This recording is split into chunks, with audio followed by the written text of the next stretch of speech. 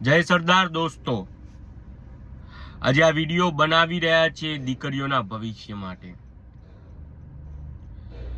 છેલ્લા 3 વર્ષથી SPG group આ દીકરીઓને રક્ષણ આપવા માટે કાયદાની અંદર સુધારા વધારાની માંગ કરી રહ્યું છે।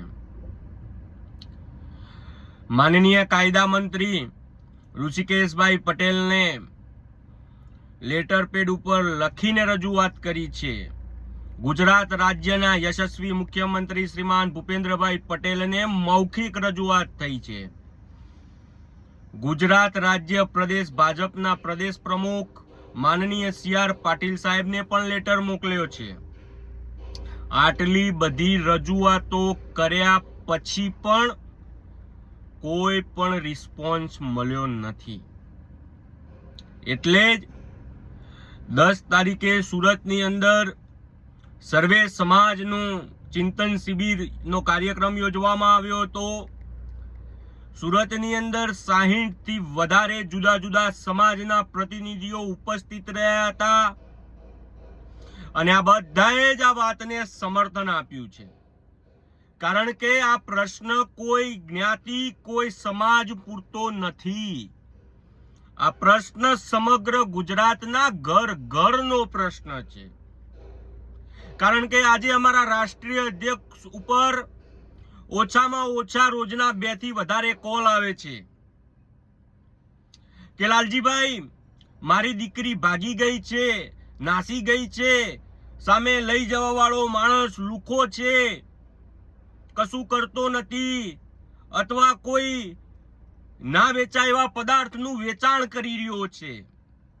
તમે ગમે તે કરો, મને મારી દીકરી પાછી લાવી આપો।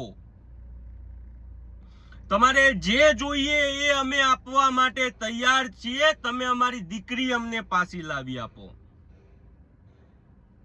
ત્યારે લાલજીભાઈ કે ભાઈ તમે દીકરીને જાઓ સમજાવો। સગાવાલા મા બાપ બધા ભેગા થઈને દીકરીને સમજાવે, પણ દીકરી ત્યારે માને નહીં। કારણ કે સાહેબ એ દીકરી ત્યારે એટ્રેક્શનની અંદર હોય છે। લવ શું એ આ 18 વર્ષની દીકરીને ના સમજાય।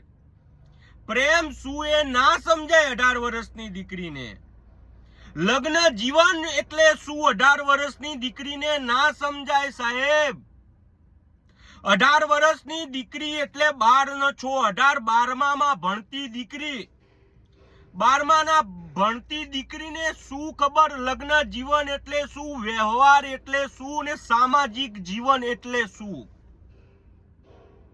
ઘણા તજજ્ઞો કહી રહ્યા છે કે 18 વર્ષની દીકરી વોટ આપી શકે તો પોતાનો જીવનસાથી કેમ પસંદ ના કરી શકે।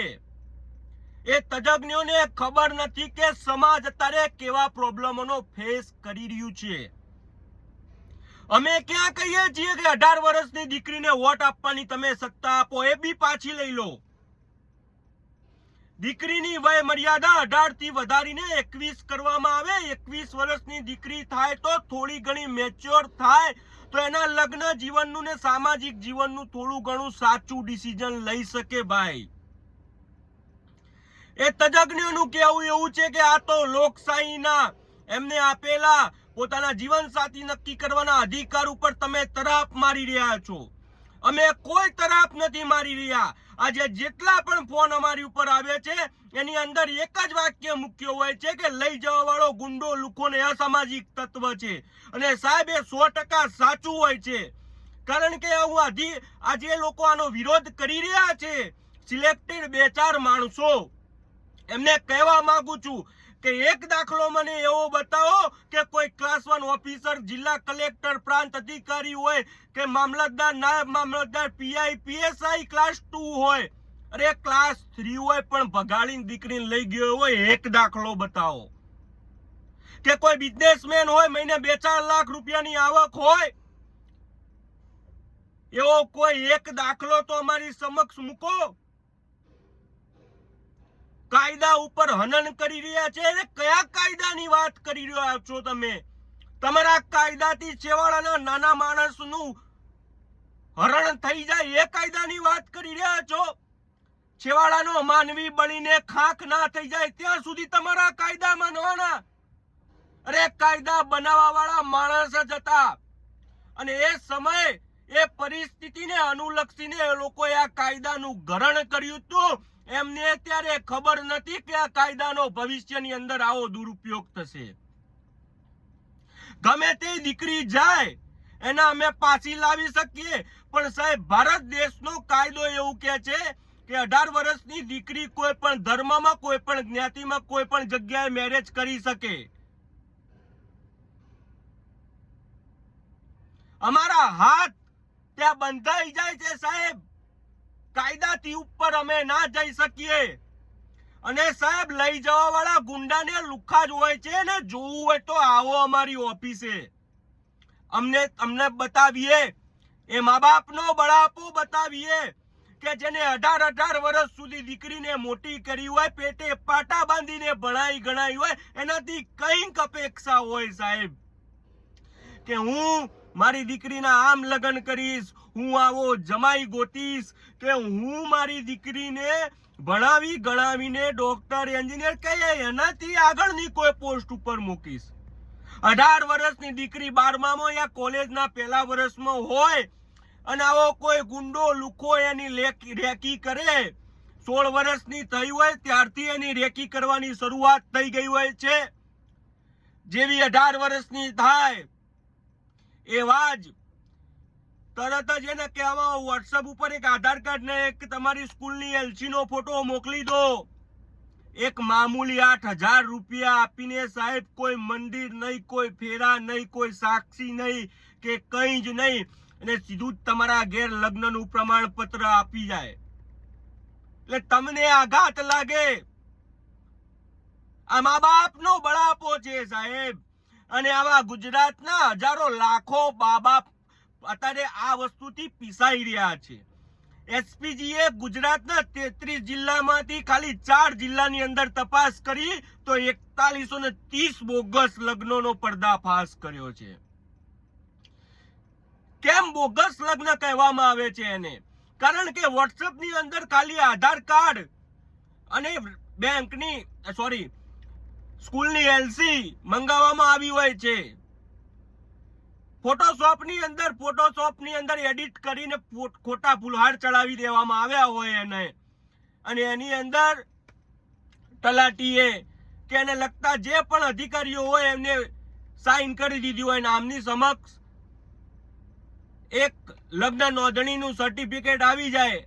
એના પાવર ઉપર ગુંડો ને લુખો બધા ઘણા બધા પાવર કરતો હોય છે, અને દીકરી એના સકંજામાં ફસાઈ જાય છે.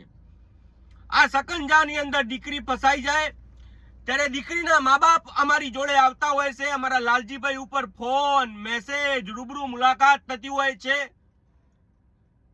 કે ગમે તે કરો મારી દીકરીને પાછી લાવો. પણ 18 વર્ષનો કાયદાની વિરુદ્ધ તો અમે ક્યાંથી જઈએ? અને આ પ્રોબ્લેમ આજકાલનો નથી. આ પ્રોબ્લેમ લાલજીભાઈ છેલ્લા 27 વર્ષથી ફેસ કરી રહ્યા છે.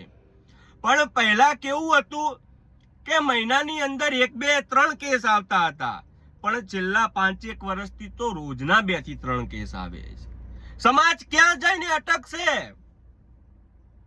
આ દીકરીઓ માટે જો કડક કાયદો બનાવવામાં નહીં આવે તો આગળની પરિસ્થિતિ કેવી હશે તમે વિચારી શકો છો? કે રોજની 2 દીકરીઓ જતી રહેતી ફોન અમારા ઉપર આવતા હોય તો 2 ફોન અમારા ઉપર ના આવતા હોય એવું સમજો.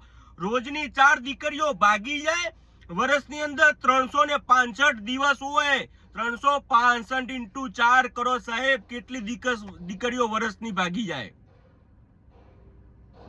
આ પ્રોબ્લેમ લાલજીભાઈ સમજી ગયા તો 3 વર્ષથી એમને લડત ચાલુ કરી, પણ કોઈ પણ પ્રકારનું સમર્થન આ બાબતને સરકાર તરફથી મળ્યું નહીં. ત્યારે હવે અમે આ વસ્તુ આ પારની લડાઈ લડવા માટે નીકળ્યા છીએ, જેની અંદર અમને સર્વ સમાજની સાથ અને સહકાર મળ્યો છે. 182 ધારાસભ્યોનું સમર્થન લઈ રહ્યા છે અને મોટા ભાગના ધારાસભ્યોનું સમર્થન આવી પણ રહ્યું છે. કારણ કે વાત જનતાના મુદ્દાની છે અને ધારાસભ્યો, સંસદ સભ્યોને જનતાએ એમના મુદ્દા હલ કરવા માટે બેસાડ્યા છે. આની અંદર 182 ધારાસભ્યોનું પણ સમર્થન આવશે અને 26 સાંસદોનું પણ સમર્થન આવશે. કારણ કે આ પ્રોબ્લેમ સર્વ સમાજનો પ્રોબ્લેમ છે ને. બેઠેલા 182 ને 26 બધાય સર્વ સમાજમાંથી જ આવેલા માણસો છે. આગામી સમયની અંદર આ લડતને વધુ મજબૂતાઈથી લડવાની છે. 24ની આપ સર્વેની ચૂંટણીઓ સરકારને કહેવા માંગુ છું કે આવી રહી છે. તમારા પાર્ટીના પ્રદેશ અધ્યક્ષ એવું કહી રહ્યા છે કે 26 સીટો ઉપરથી 5 લાખથી વધારે લીડ લાવવાની છે. હું એમને કહેવા માંગીશ કે તમારી ચૂંટણીને પહેલા અમારા આ કાયદાની અંદર સુધારા વધારા કરી દેજો, નહીં તો ક્યાંક એવો સમય આવશે કે તમે 5 લાખ મતોની લીડ માંગી રહ્યા છો દરેક સીટ ઉપરથી, પણ કદાચ 25 સીટો અમે ફેરવી ના નાખીએ. અમે તમારા વિરોધી નથી, અમે કોઈ પાર્ટીના સમર્થક નથી. તમને ખભા ઉપર બેસાડીને ત્યાં મોકલ્યા છે. તમે અમારા કાયદા બનાવી દેજો, પાછા ખભા ઉપર જ બેસાડવાના છે. તમને તમારો વિરોધ નથી કે કોઈનું સમર્થન કરવા માટે કે ગુજરાતની પાર્ટી ગુજરાતનું રાજકારણ ફેરવી દેવા માટે અમે આવેલા નથી. પણ જો અમારી માંગણીઓ નહીં સંતોષાય તો પરિણામ વિપરીત હોઈ શકે છે, જે તમે કલ્પનાએ ના કરી હોય. અને અમારી સાથે આજે સર્વે સમાજ છે. તમારે વોટ સર્વે સમાજના લેવાના છે. તો પરિણામ વિપરીત આવે એ પહેલા તમે અમારી આ માંગણીઓ સંતોષજો. અને અમારી એક પણ માંગણી અયોગ્ય હોય તો તમે અમને કહો. દીકરીઓની વય મર્યાદા 18 થી વધારીને અમે 21 કરવાની માંગણી કરી રહ્યા છીએ. દીકરીઓના કોર્ટ મેરેજની અંદર જે ડોક્યુમેન્ટ વેરિફિકેશન એ જરૂરિયાત લાગે તો જ કરવું એવો કાયદો છે, પણ એ કમ્પલસરી કરવાનો છે. કારણ કે આજે પાસપોર્ટ નીકાળવો હોય તો 1 મહિના જેટલો સમય લાગતો હોય, પોલીસ વેરિફિકેશનની માંડીને બધું આવતું હોય. તો આ તો લગ્ન જીવન છે યાર. 7 જન્મોનું બંધન છે. એની અંદર કેમ આ ના હોઈ શકે? દીકરીનું લગ્ન નોંધણી જે તે ગામ યા શહેરનું એનું એડ્રેસ હોય ત્યાં જ થવી જોઈએ. એ જ અધિકારી એની અંદર એ વેરિફિકેશન કરતો હોવો જોઈએ. અથવા આ કશું એ ના કરવું હોય તમારે તો દીકરી દીકરાના કોર્ટ મેરેજની અંદર માતા પિતાની સહી ફરજિયાત કરી દો. પણ એનાથી ક્યાંક અસર વિપરીતો થઈ શકે એ પોસિબલ નથી. એટલે એના ઉપર અમે તમારી આગળ જોર નથી મારી રહ્યા. અમને ખબર છે કે વસ્તુ વિપરીત વસ્તુ છે. એનાથી કદાચ ઘણા બધા ભવિષ્યની અંદર ન્યુકસાન થઈ શકે છે. એટલે અમે જે તમારી સમક્ષ 4 મુદ્દા મૂક્યા છે એ 4 મુદ્દાનું તમે સમર્થન કરો અને 4 મુદ્દાની અંદર અમને ન્યાય આપી દો. અમારું તમારી જોડે કોઈ વેરઝેર છે નહીં. તમને ખભે બેસાડીને પાછી સરકાર બનાવી આપીશું. તમે અમારા કાયદાનું પેલું પૂરું કરો. આ જે દીકરીઓના મા બાપ પીસાઈ રહ્યા છે, ઘણા બધા લોકો આજે મને કે યાર કે નીરવભાઈ સૌથી મોટામાં મોટી માં કઈ? કારણ કે આજે બધા પોતપોતાની કુળદેવીની વાત કરી રહ્યા હોય ત્યારે હું એમને કહું યાર બધી માતાજી મોટી, પણ પહેલી માં આપને જન્મ દેનારી જનેતા મોટી. યાર એ જન્મ દેનારી જનેતાને દુખી કરીને દીકરીઓ જાય અને જાય પછી પણ 6 મહિનાની અંદર એમને ખબર પડી જાય કે ભાઈ હું તો કૂવામાં પડી છું, હું ખોટી જગ્યાએ આવી ગઈ છું, ફસાઈ ગઈ છું. ત્યારે દીકરીઓ અમારો કોન્ટેક્ટ કરતી હોય છે અને અમે એમને એ જાળમાંથી છોડાવવાનો પ્રયત્ન કરીએ છીએ અને છોડાવીએ પણ છીએ. પણ ત્યારે યાર એમના પાસે ઘણું બધું ખોવાઈ ચૂક્યું હોય છે. ઘણી બધી દીકરીઓ ઘણા બધા લેવલ સુધી પહોંચી શકે એટલી ટેલેન્ટેડ દીકરીઓ હોય છે, પણ આ ગુંડા ને લુખાય 18 વર્ષની અંદર જ એમની જોડે કોર્ટ મેરેજ કરીને એમનું શિક્ષણ ને બધું અટકાવી દેતા હોય છે. કારણ કે એમને ડર હોય છે કે આ ભાગી ગઈ તો મારું શું થાય. આ બધા પ્રોબ્લેમો ફેસ આજે સમાજ, માતા પિતા, દીકરીઓ બધાએ કરી રહ્યા છે. તો સરકાર કેમ ના જાગે આ મુદ્દા ઉપર? અમે તમને વોટ આપ્યા છીએ, અમે તમને સરકારમાં બેસાડ્યા છે અમારી માંગણીઓ હલ કરવા માટે. તો કેમ તમે અમારી આ માંગણી 3 વર્ષથી માંગવા છતાંય હજી પૂરી કરતા નથી? આ માંગણી પૂરી કરો, તમને સર્વ સમાજ તમે હીરો થઈ જશો. આની અંદર સર્વ સમાજ ખભે બેસાડીને તમને ચૂંટણીઓ જીતાડશે. જાજુ કંઈ કહેવું નથી, અવારનવાર આગળ કહેતો રહીશ. સમય મળશે એમ વિડીયોના મારફતે સમાજની પ્રોબ્લેમો તમને ગણાવતો રહીશ. અસ્તુ ભારત માતા કી